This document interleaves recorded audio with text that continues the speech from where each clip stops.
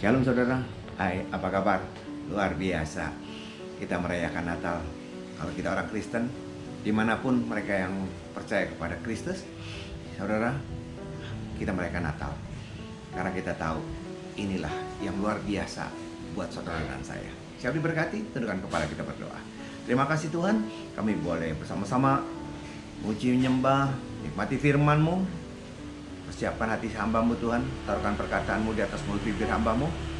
Biar melalui firman-Mu Tuhan, setiap kami yang dengar dimanapun kami berada, semuanya diberkati. Kami serahkan semua dalam tangan-Mu dan kami berdoa. Haleluya, amin. Saudara siap diberkati? Siap diberkati, amin. Kita buka firman Tuhan. Mari kita buka firman Tuhan dari Filipi 2. Filipi 2 ayat 5 sampai dengan 11. Oke, Filipi 2 ayat 5 sampai dengan 11. Oke, Filipi 2 5 sampai dengan 11.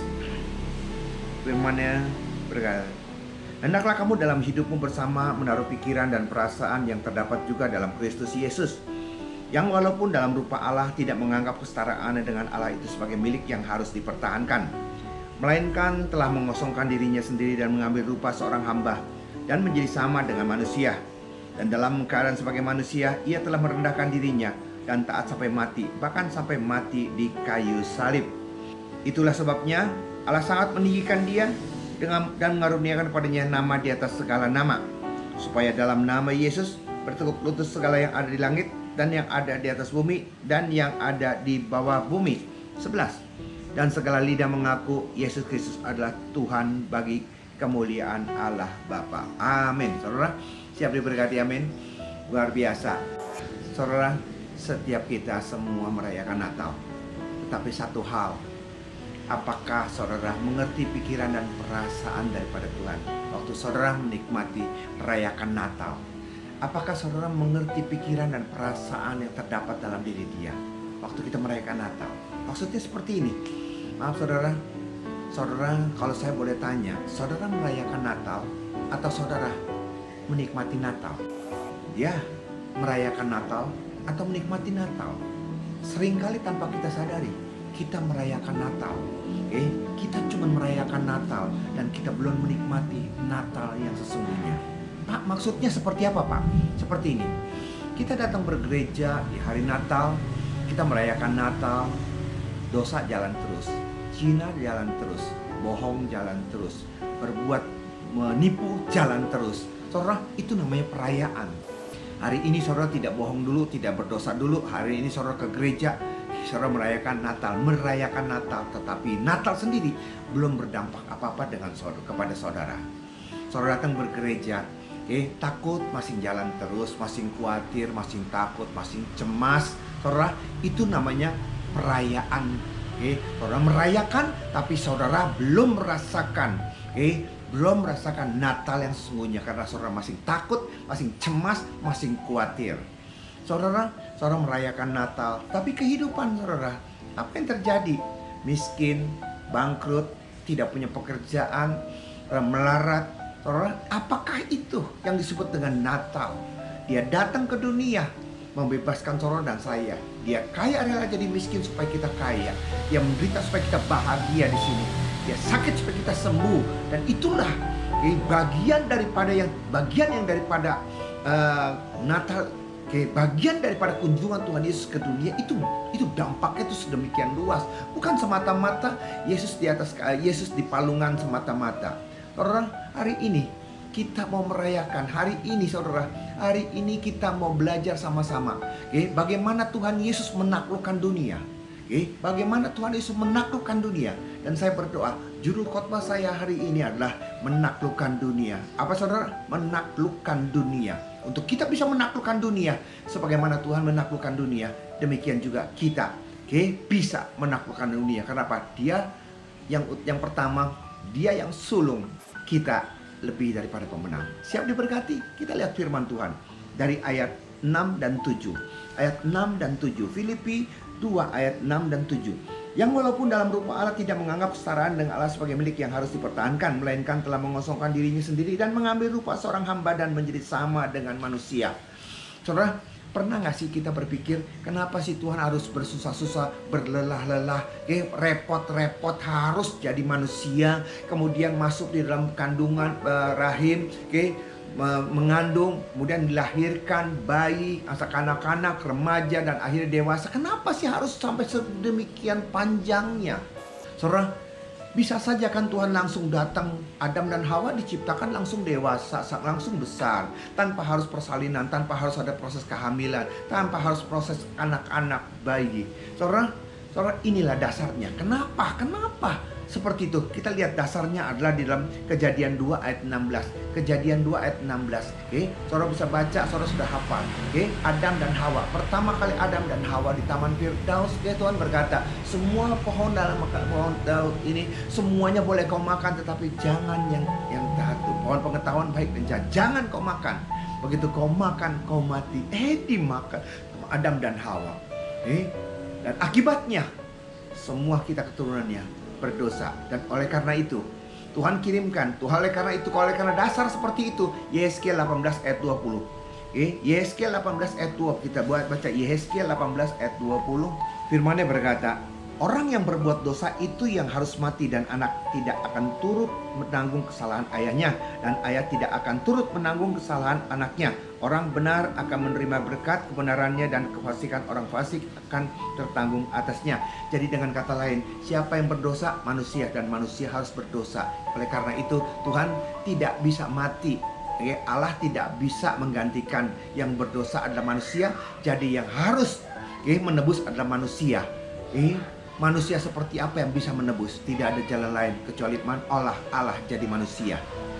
Makanya kita lihat Roma 5 ayat 19. Roma 5 ayat 19. Firman-Nya berkata, Roma 5 ayat 19. Jadi sama seperti oleh ketidaktaatan satu orang, semua orang telah menjadi orang berdosa. Demikian pula oleh ketaatan satu orang, semua orang menjadi orang benar. Jadi saudara, ketidaktaatan satu orang semua jadi berdosa. Ketaatan satu orang buat kita semuanya menjadi dibenarkan. Ada amin. Dan untuk itulah Tuhan datang. Kenapa dia harus bersusah-susah? Karena dia harus jadi manusia. Karena manusia yang berdosa, dan manusia hanya manusia yang bisa menebusnya. Cuma darah Yesus, Allah dan manusia yang bisa menebus saudara dan saya. Amin. Dan bagaimana caranya? Mengosongkan dirinya. Kita masuk dalam firman Tuhan. Yohanes 18 ayat 4 sampai dengan 6. Firman-Nya berkata, maka Yesus yang tahu semua akan menimpa dirinya, maju ke depan dan berkata kepada mereka, siapakah yang kamu cari? Jawab mereka, Yesus dari Nazaret. Katanya kepada mereka, akulah dia. Yudas yang mengkhianati dia berdiri juga di situ bersama-sama mereka. Ketika ia berkata kepada mereka, akulah dia, mundurlah mereka dan jatuh ke tanah. Mundurlah mereka dan jatuh ke tanah. Saudara, inilah dia. Tuhan Yesus, lihat. Yesus berkata, siapa yang kau cari? Yesus, inilah aku. Begitu mendengar perkataan inilah aku, semuanya jatuh rebah ke tanah. Luar biasa. Saudara, bayangkan, Yesus yang begitu luar biasa hanya berkata inilah aku, semuanya jatuh. Sekarang saya tanya, kalau Tuhan dengan keadaan seperti ini, siapa kira-kira yang bisa menangkap dia? Tidak ada satu orang pun yang bisa menangkap dia. Tapi kenyataannya, dia ditangkap, dia disiksa, dia disalibkan, dia dibunuh, dia diam saja. Saudara, itulah namanya mengosongkan diri. Dia Allah, dia bisa, dia sanggup, dia mampu. Tapi seolah-olah dia tidak bisa, seolah-olah dia tidak mampu, seolah-olah dia mengosongkan dirinya. Dia sama seperti manusia. Karena ini yang luar biasa, itulah mengosongkan diri. Bagaimana Tuhan bisa menguasai dunia ini, menaklukkan dunia ini? Pertama adalah dia mengosongkan dirinya sendiri. Dia mengosongkan dirinya untuk menjadi sama dengan manusia. Saudara, dia mampu, dia bisa, tapi dia berlaku seolah-olah tidak bisa. Saudara, susah ya. Kalau kita memang tidak punya, kita dihina, kita akan diam. Tapi kalau kita mampu, kita punya, dihina, kita berkata, jangan ngomong sembarangan ya. Lu bandrol tuh kepala, gua beli sekalian. Kalau kita punya kemampuan, kalau kita punya kekuatan, kita tuh suka berontak. Bisakah kita seperti Tuhan? Untuk bisa menaklukkan, dia mengosongkan dirinya. Mengambil rupa seorang hamba menjadi sama dengan manusia. Dia mengosongkan diri. Dia mampu seperti tidak mampu. Dia bisa seperti dia tidak bisa. Itulah cara yang pertama. Itu yang pertama yang dia lakukan. Saudara, makanya firman Tuhan di dalam Ayub 1 ayat 21. Katanya, dengan telanjang aku keluar dari kandungan ibuku dan dengan telanjang juga aku akan kembali ke dalamnya. Tuhan yang memberi, Tuhan yang mengambil, terpujilah nama Tuhan. Artinya apa? Saudara, Ayub tidak terikat. Dia tidak terikat. Kapan Ayub bisa berkata seperti ini? Saat dia saat kehilangan. Apa kehilangan? 7 anaknya laki-laki mati, 3 anak perempuannya mati, kambing domba semua ke harta kayak habis dalam 1 hari. Saudara, ini yang bilang. Waktu dia berkata seperti itu, waktu Tuhan memberkati dia berkata puji Tuhan. Waktu Tuhan mau ngambil sop, puji Tuhan, ambil Tuhan. Saudara, kalau kita melihat di sini, kita lihat di sini, orang berkata gini, ini orang tua kurang ngajar. Anaknya mati, anaknya meninggal, harta bendanya habis, dia bisa dengan gampang dan mudah seperti ini. Nih orang tua yang sadis. Saudara, Ayub, apakah Ayub sebegitu sadis? Dia sedih, dia menderita, tapi dia tidak mau terikat. Kalau memang Tuhan mau ambil, kalau Tuhan mau, silakan. Itu yang terjadi. Jadi dia sedih, dia menderita, tapi dia seolah-olah tidak sedih, dia seolah tidak menderita. Sepertinya enak dan enteng. Itulah, saudara, apapun dan siapapun kita di tempat ini, kalau kita hidup dalam dunia, biarlah segala sesuatu yang ada dalam dunia kita memiliki, jangan terlalu pegang dan terlalu keras kita memegang. Jangan terlalu keras dan terlalu erat kita memegangnya. Karena waktu saat Tuhan memaksa untuk mengambil ini, itu terjadi luka yang luar biasa. Tapi percayalah, kita punya seperti kita tidak punya. Kita lepaskan semuanya kepada Tuhan, dan disinilah dia mengosongkan dirinya dan dia mengambil rupa seorang hamba. Saudara, dia bisa seolah-olah dia tidak bisa, dia mampu seolah tidak dia mampu, karena dia mau dengan tujuan untuk menaklukkan dunia. Kita baca firman Tuhan, saudara. 1 Korintus 7 kita lihat 29-33. Saudara-saudara, inilah yang kumaksudkan, yaitu waktu telah singkat. Karena itu dalam waktu yang masih singkat ini, orang-orang yang beristri haruslah berkata seolah-olah mereka tidak beristri. Dan orang-orang yang menangis seolah-olah tidak menangis, dan orang-orang yang bergembira seolah tidak bergembira, dan orang-orang yang membeli seolah-olah tidak memiliki apa yang mereka beli. Pendeknya, orang-orang yang mempergunakan barang-barang dunia seolah-olah sama sekali tidak mempergunakan, sebab dunia seperti yang kita kenal akan berlalu. Aku ingin supaya kamu hidup tanpa kekhawatiran. Orang yang tidak beristri satu perhatiannya pada perkara Tuhan, bagaimana Tuhan berkenan kepadanya. Saudara, bisakah kita berkata seperti itu? Orang yang beristri seolah-olah tidak beristri, kita membeli seolah-olah tidak membeli. Saudara, ini yang harus ada dalam diri kita. Halo, bisakah kita seperti itu, mengosongkan diri? Kalau saya tanya kepada jemaat-jemaat, saudara yang punya istri, iya. Saudara, firman Tuhan berkata, kita harus mengosongkan diri. Yang beristri seolah-olah tidak beristri. Apakah kita siap? Jemaat mesem-mesem berkata, kebetulan Pak, memang udah bosan Pak, kebetulan Pak. Saudara, inilah yang terjadi. Inilah yang terjadi. Berapa banyak kita tidak bisa mengosongkan diri kita. Kita tidak bisa mengosongkan diri kita. Kita masih angkuh, kita masih sombong, kita mau memiliki segala sesuatu. Maaf saudara. Maaf saudara. Suami istri, begitu ada perampok, contoh saudara, ada perampok. Perampok tidak bisa menemukan harta benda. Kemudian pistol ditodong kepada kepala istri, langsung bertanya kepada suaminya, pilih, keluarkan hartamu atau istrimu mati. Yang mana? Kalau kau tidak keluarin hartamu, aku tembak istrimu mati. Keluarkan hartamu, istrimu selamat. Pilih yang mana? Harta atau istri? Saudara, itu yang terjadi. Apa yang terjadi? Seringkali tanpa kita sadar, tekanan-tekanan seperti itu, yang membuat kita akan berkata istri, ya oke. Karena apa? Harta kita bisa cari. Kalau istri yang model seperti yang kita punya, itu nggak akan dapat lagi, saudara. Harta atau istri. Tapi sekarang kalau saudara ditodong kepala sini, dan kemudian penjahat berkata gini, sangkali Tuhan Yesusmu, kau akan hidup. Kalau kau tidak mau sangkali Tuhanmu, kau akan mati. Pilih sangkal atau hidup. Saudara pilih yang mana? Kalau kau mau hidup, sangkali dia. Kalau kau mau mati, terus saja seperti ini. Inilah yang terjadi. Bisakah kita mengosongkan diri? Bisakah kita mengosongkan diri? Kalau hidup seolah tidak hidup. Ini yang harus ada dalam diri setiap kita untuk kita menaklukkan dunia. Firman Tuhan berkata dalam 1 Korintus saudara, 1 Korintus 6 ayat 7. Adanya saja perkara di antara kamu yang seorang terhadap yang lain telah merupakan kekalahan bagi kamu. Mengapa kamu tidak lebih suka menderita ketidakadilan?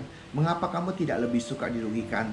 Tetapi kamu sendiri melakukan ketidakadilan dan kamu sendiri mendatangkan kerugian, dan hal itu kamu buat terhadap saudara-saudaramu. Saudara, kita tidak pernah mau, seringkali itu yang terjadi. Kita disakiti, kita akan balas.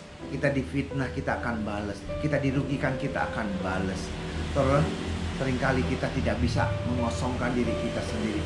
Ego kita, kemauan kita, emosi kita, keangkuhan kita, itu yang mendorong kita untuk kita terus dan kita tidak bisa mengosongkan diri. Saudara, inilah yang terjadi. Berapa banyak kita yang tidak bisa menguasai dunia. Bukan tangan Tuhan kurang panjang, pendengaran kurang tajam, tetapi kitanya yang tidak bisa mengosongkan diri. Ego kita, kesombongan, keangkuhan, manusia daging kita yang begitu dominan untuk tidak mau menderita. Saudara, jujur ya, saya juga pernah mengalami hal yang seperti itu. Kalau kita bicara memang agak mudah, tetapi kalau kita diperhadapkan dalam hal yang seperti itu memang agak sedikit susah. Saya punya perusahaan, saya punya dapat proyek, dan saya kontraktor dan interior design, saya furniture-nya. Kemudian saya dapat pekerjaan yang dimana ada pekerjaan high frequency. Kalau high frequency itu istilahnya kayu lapisan ditempel, kemudian pakai high frequency ditekuk bisa bulat seperti ini tanpa ada sambungan. Saudara, saya pergi ke sana. Saudara, kenapa saya tidak punya mesin itu? Saya bisa membelinya, tapi resikonya itu cukup besar. Mesin high frequency itu yang saya tahu adalah begitu mesin itu dioperate, dihidupkan, operasional, itu radius berapa kilometer, itu radius orang-orang yang dekat situ, itu TV-nya nggak ada siaran, nggak bisa nangkep siaran karena dikacaukan dengan frekuensi itu. Seperti itu. Kemudian siapapun yang mengoperasikannya itu bisa impoten. Itu katanya seperti itu, saudara. Jadi saya nggak berani beli. Buat apa kita kaya, sukses, berhasil tapi impoten? Jadi mesin itu saya tidak beli. Saya pergi ke tempat satu perusahaan yang dimana ada mesin high frequency, memang dia spesial itu. Saya datang ke sana. Saya ingin lihat kapasitasnya, bagaimana manajemennya dia, terus dia sudah mengerjakan kemana saja, dan kapasitasnya berapa banyak. Saya tidak mau proyek saya yang besar, gara-gara proyek yang kecil ini saya jadi berantakan. Soalnya saya datang ke sana, saya datang tidak pakai dasi, saya datang seadanya, pakai celana jeans yang bolong-bolong, biar dapat diskon banyakan. Saudara, begitu saya masuk ke sana, bosnya nggak nemuin saya, pegawainya. Saya tanya pegawainya, kemudian pegawainya tidak bisa jawab, akhirnya ke bosnya. Terus itu pun diombang-ambing kiri dan kanan. Saya berkata, ini orang serius atau tidak? Dia menganggap remeh, dia menganggap ya seperti itulah. Terus sampai bosnya akhirnya datang, dengan besar, gomongan yang besar, dia berkata, kita udah biasa, kita begini, segala macam lah, saudara. Jujur, saya jadi saya tidak dianggap gitu loh. Dan akhirnya sampai dia berkata gini, oke, saya perlu survei tempat Bapak. Kebetulan banget. Kalau dia mau survei ke tempat saya, kebetulan banget. Masalahnya apa? Dia bisa tahu siapa saya. Begitu survei ke sana, saudara, dia seperti bebek dengar geluduk. Tanah dia 500 meter, tanah saya 7.000 meter. Pegawai dia 15 orang, pegawai saya 300 sampai 400 orang. Jadi berbeda sekali, jauh gitu loh. Saya ngelihat dan seneng banget lihat mukanya yang seperti itu. Ya, jujur, waktu saya dilecehkan, waktu saya diombang-ambing, waktu saya tidak dianggap, rasanya ini perusahaan gua beli sekalian. Tapi itulah, belajar merendahkan diri, mengosongkan diri, menganggap kita sama, menganggap kita tidak mampu, hanya dengan tujuan supaya saya punya pekerjaan bisa dikerjakan sama dia. Amin, saudara. Itulah, kosongkan dirimu untuk kita bisa melihat, untuk kita menguasai dunia. Yang kedua, kita lihat ayat 7 dan 8. Kita kembali kepada Filipi 2 ayat 7 sampai dengan 8. Filipi 2 ayat 7 sampai dengan 8, firman-Nya berkata, melainkan telah mengosongkan dirinya sendiri dan mengambil rupa seorang hamba dan menjadi sama dengan manusia. Dan dalam keadaan sebagai manusia, ia telah mengernakan dirinya dan taat sampai mati, bahkan sampai mati di atas kayu salib. Ini yang terjadi, saudara. Saudara, maaf, kalau kita mengosongkan diri itu akan mudah. Tetapi kalau benar-benar kosong, itu yang susah. Mengosongkan diri dari kaya seperti tidak kaya, oke, bisa. Tapi benar-benar tidak kaya, itu yang susah. Dari sedih seperti orang sedih dan benar-benar sedih, benar-benar miskin, benar-benar menderita, benar-benar sakit dan benar-benar mati. Itu yang susah. Dan Yesus sudah melakukannya. Yesus sudah melakukannya. Dia benar-benar menderita. Dia benar-benar di atas kayu salib sakit, dipecut sakit, menderita, mati, benar-benar mati. Itu yang terjadi. Jadi untuk kita bisa mengosongkan diri, jadi untuk kita bisa menguasai dunia, tidak hanya untuk mengosongkan, tidak hanya mengosongkan diri kita sendiri, tapi benar-benar kosong, benar-benar menderita, benar-benar sakit, benar-benar miskin, dan benar-benar mati. Itu yang diperlukan. Berapa banyak kita yang cuman tidak mati, kita cuman pingsan.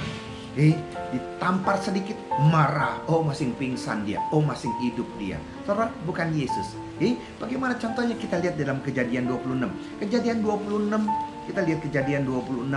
Ada satu contoh yang luar biasa, Kejadian 26 18 dan 22. 18 sampai dengan 22.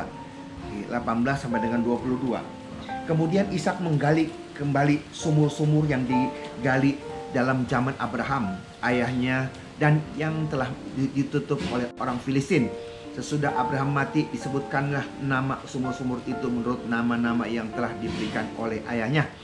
Ketika hamba-hamba Ishak menggali di lembah itu, mereka mendapati di situ mata air yang berbual-bual airnya. Lihat, sumur sudah ditutup oleh orang Filistin.